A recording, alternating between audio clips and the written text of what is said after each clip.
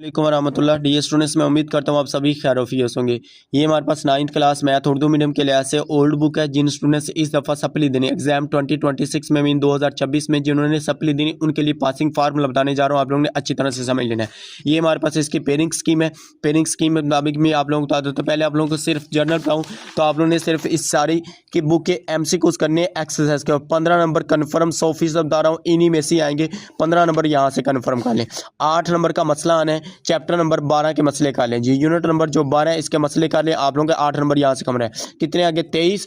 अब रह गए जी 2 नंबर। 2 नंबर कहाँ से आप लोगों ने आल चैप्टर की तारीफें कर लें, आल चैप्टर की डेफिनेशंस कर ले। तो मैं आप लोगों को गारंटी देता हूँ आप लोगों की सारी तारीफें भी डिफाइनें भी क्लियर हो जाएंगी।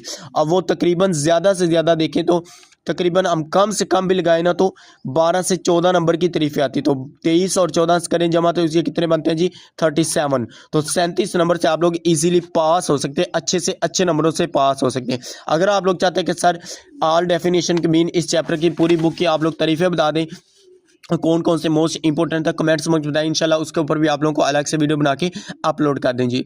ओके जी, अल्लाह हाफिज़। Thanks for watching this video.